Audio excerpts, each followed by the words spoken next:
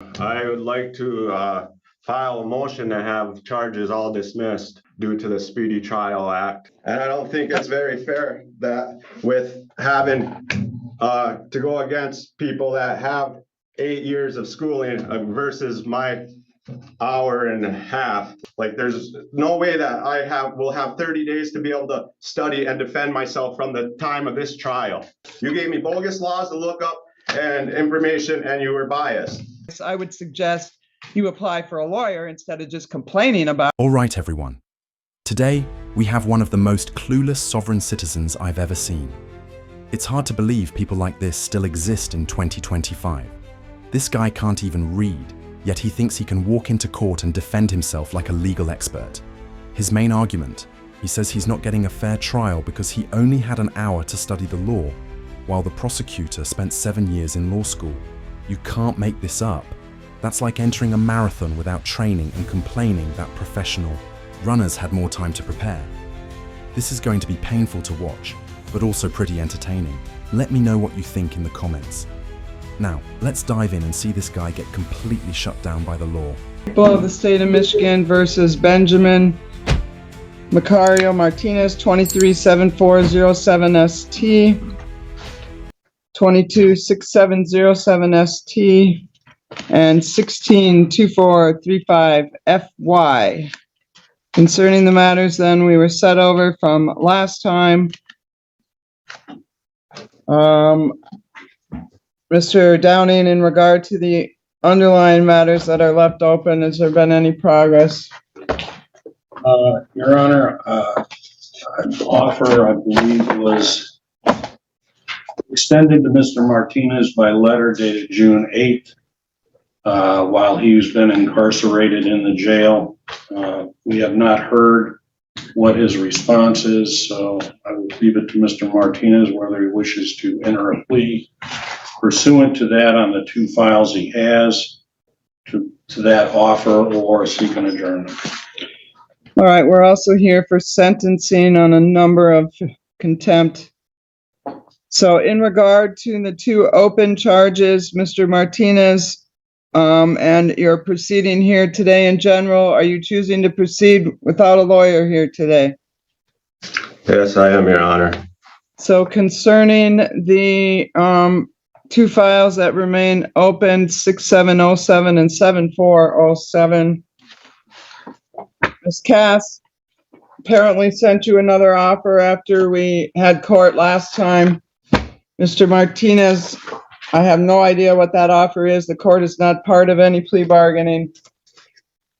You have both of these cases here. What is your position in respect to whatever they sent you? I would like to file a motion to have charges all dismissed due to the Speedy Trial Act.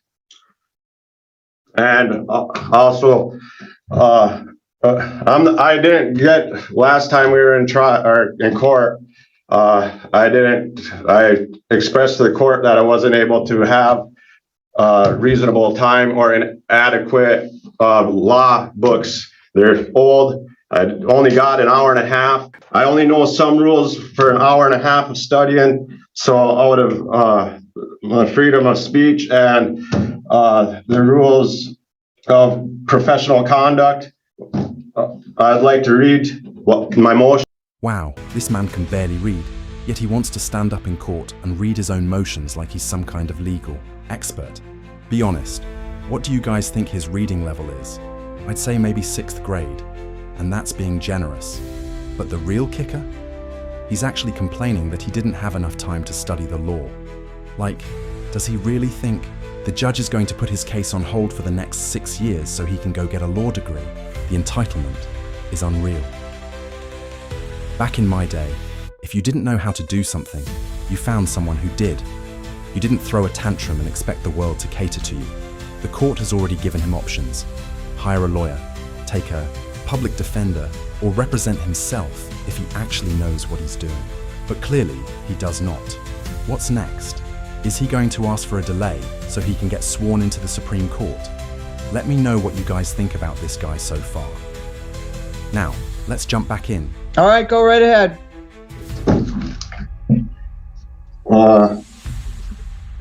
For every waste of time and the more money of the people and their state, I would like to say this under the right of free speech, and I would like to invoke on my rights, civil and state laws, to state and file motions and to be treated fairly by judge and prosecution, to uphold all the laws that are to be held in the courts, and so as me representing myself can have a fair chance without having rights infringed upon by any members of the court, and I'm doing so.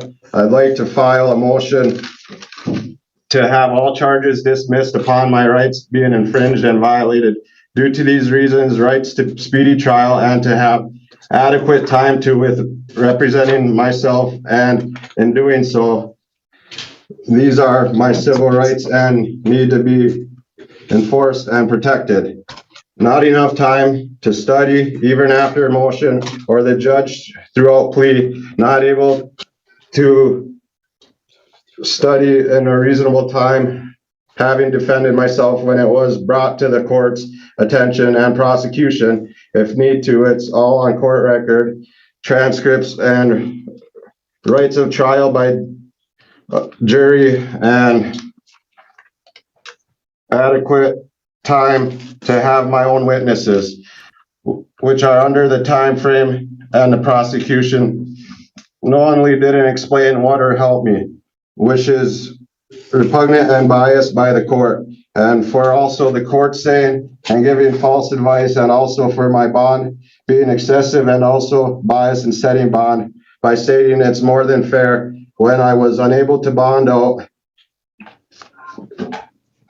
and when it was amended, I have reasons why 30 days from the timeline of being able to represent myself is being infringed on, and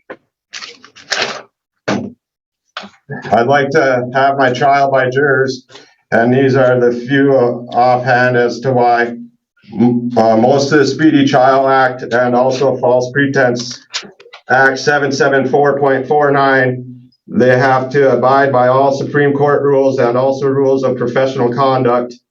Opinion 4, which is federal, asking for help retaining for motion, prosecutors rule 3.8, didn't take action or all actions, making sure my rights were protected, and rules 4.3, if they know the law and what I'm saying, these are U.S. Supreme Court, Michigan rules, and... Is anyone else just waiting for the judge to hit him with a good speech, little guy, motion denied? Because honestly, that's exactly where this is heading. This guy really didn't need to read his motion like he was delivering the Gettysburg Address. I swear, it feels like the judge only let him do it for entertainment value. Like, sure, go ahead, let's all have a good laugh. That's probably the only reason she didn't shut him down immediately. Judges have the power to deny ridiculous motions outright, especially when they waste the court's time. And this is a textbook example of that. Rule 11 of the Federal Rules of Civil Procedure literally exists to stop nonsense like this. Courts can even sanction people for filing baseless motions just like this one. But hey, maybe he thinks if he talks long enough, the judge will suddenly see his sovereign wisdom and dismiss the whole case. Spoiler alert, that's not happening. Impartial trial, miscarriage, also People versus Lehman, stating that I shouldn't be in jail or in prison for fines when able to prove I was unable to meet the court's obligations. And I was also in jail during the time of the one failure to appear. And I don't think it's very fair that with having to go against people that have 8 years of schooling versus my hour and a half, when I've asked every day to go to the law library and kited, and there's no way that my act to speedy trial, if you need that read, can ever be met. And I got a bunch of federal laws to that, if we have to go through all them, why. Or I can write them up in a motion to have more reasons for dismissal. All right, thank you, Mr. Martinez. Mr. Downing, do you wish an opportunity to respond, or do you want an opportunity to do a written response, or where are you at with that? Your Honor, that's a very rambling, if you want to call it, motion. I don't know how any kind of speedy trial is impacted here, in as much as one of these was just set for trial and the first trial date was today. He also failed to appear on the other one. He's set for sentencing on that. If he's complaining about legal research, he has a right to a court-appointed attorney to assist him in advising him of all that. I do know the record 2 handwritten responses from Mr. Martinez in response to Ms. Cass's offer letter asking to discuss the offer with her. It says nothing in there about speedy trial or anything of that nature. To the extent that he's setting himself up or trying to set himself up for these objections, I don't think there's any basis for it whatsoever.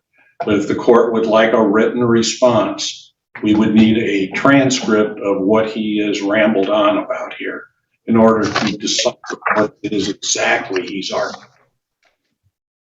All right, in regard to the matter, we've spent a good hour and a half or more on the record. I think it was last week, maybe the week before. We went through a whole plea colloquy. We got down to the end. The deal had been made. He decided at the last minute then he wanted to have a trial. So we set this matter over to today's date. He didn't want a lawyer then. He doesn't want a lawyer now, yet you want to complain that you don't have access. You're going up against people with 8 years of education. Which is it, Mr. Martinez? You want to represent yourself or you want a lawyer? I want to represent myself, but I also was given false information by some court officers that I wasn't allowed to have a standby counsel or have advice by a counsel. And I know there's also a federal law that says that I'm able to have third-party advice. So I like I said, I only got out for 2 days, really, the last 2 days. I don't know how I'm supposed to be able to study upon the law, which I stated last time that the law books are and pages are missing out of them. And I showed guards that last night. Like there's no way that will have 30 days to be able to study and defend myself from the time of this trial. Is this guy playing dumb, or is he really this clueless?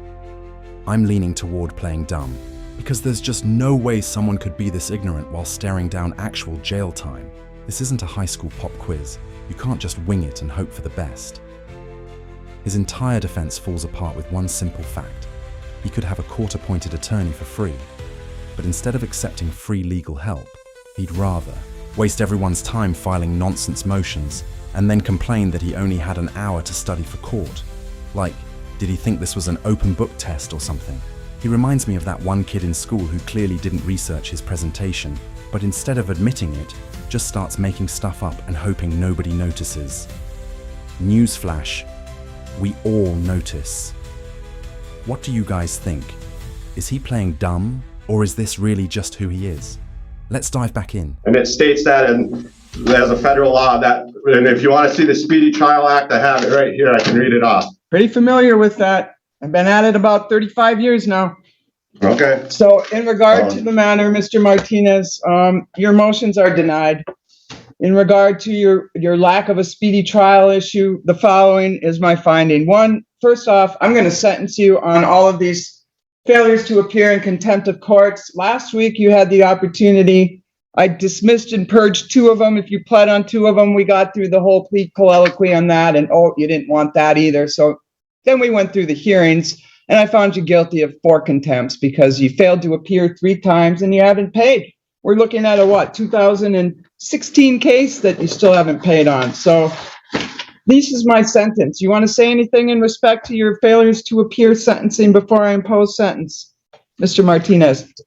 Yes, there's federal laws state and that you cannot imprison somebody for fines being unpaid.